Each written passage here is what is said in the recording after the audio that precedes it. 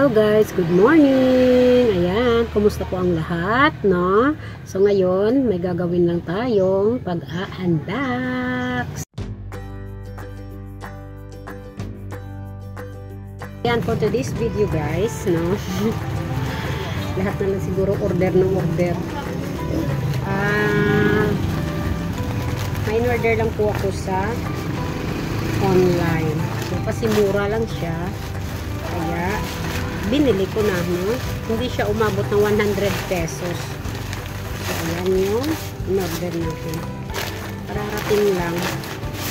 Mura lang talaga siya, guys. Oh.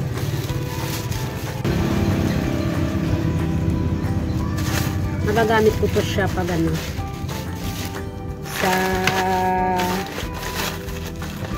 anak ko pag ano, pag lumabas na siya. Ay, wow! Ayan! Mura lang talaga. Legit siya. As in, legit. Ang nabayaran ko is 93 pesos. No? So, pag binili mo to dito sa amin, mahal na to. Mga 50 plus ata. So, binili ko is 10.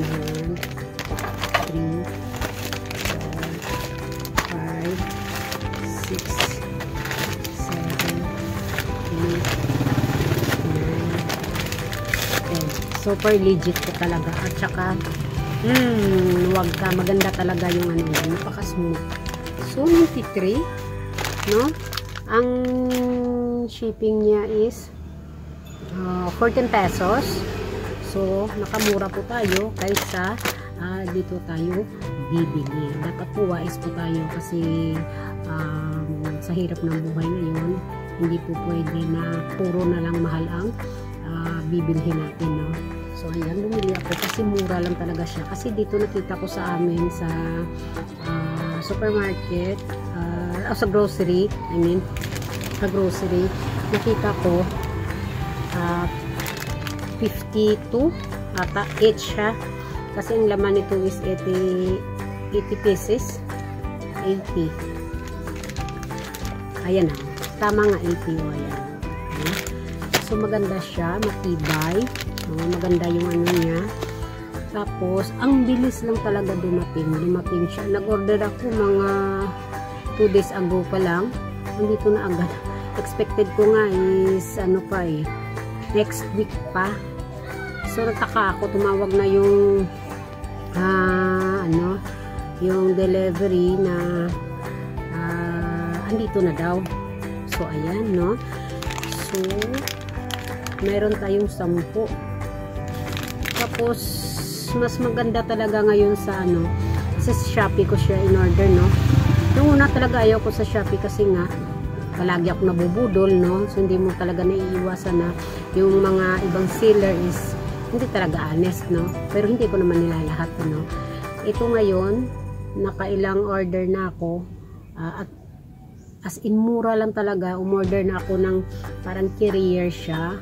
Umorder ako ng parang carrier, parang duyan style ba, pero malaki yung ano niya. As in safe yung bata, pwede mo siya gawing duyan, no? So ang nabayaran ko lang 138. Yung shipping fee is 14 pesos. So napakamura, no?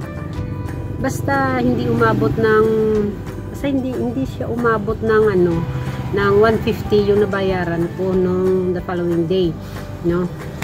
So ayan, maganda na to kasi nga nakamura tayo. Dapat po maghanap tayo sa online pag may bibilhin tayo, kagaya nito para sa store natin, no? Na makikita mo na pwedeng-pwede lang naman na yung mumurahin lang. Ang gagawin mo is maghanap ka through online kasi may mga shipping na mababa lang, no? Depende din kasi yun sa bigat ng order mo. So ayan, so ngayon ito lang muna ang ina-unbox ko at may darating pa. May darating pa. Pero lahat itong in-order ko is para lang sa anak ko, no? Yung para paglabas niya, hindi na ako mangangapa, no? hindi na ako mahihirapan magbili-bili sa mga ano, tapos ang mahal. Dapat wise tayo kasi nga sa mahal ng bilihin ngayon dapat magtipid, no? Dapat tipid tayo, di ba nanay? Tayo nagbabudget, tayo naghahanap ng idea kung paano makatipid sa araw-araw, di ba? So mas mahirap para sa akin kasi nga may nag-aaral ako isa.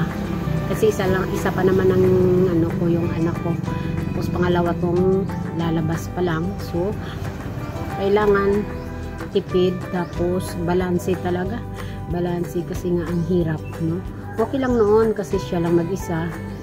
Bili doon, bili dito. Pero yung importante lang naman yung binibili namin. Pero yung mga luho-luho hindi binibili talaga. Ano lang, pag may okasyon lang na hindi naman talaga mahal, no? Kasi hindi naman talaga ako mahilig sa mahal. Mahilig ako sa mura, no? Yung mga mumurahin lang. At least meron, di ba? Kahit mumurahin lang. Huwag kayong maghanap ng mahal. Huwag kayong mahal pag marami kang pera, di ba? Ayan, thank you so much. Yan lang po i-fix ko for today's video. Ayan, no? Kasi konti lang naman, no? Pero at least, sinishare ko sa inyo yung mga ideas na pwede pala magtipid, no? So, ayan, nagpapasalamat din ako sa mga tao sumusubaybay at sumusuporta palagi sa akin. At thank you so much talaga at sana po masundan ko din yung mga videos nyo. At sa mga walang sawang tumutulong sa akin, salamat po talaga, and God bless us all. And if you like my content, please do subscribe to my YouTube channel. Bye bye.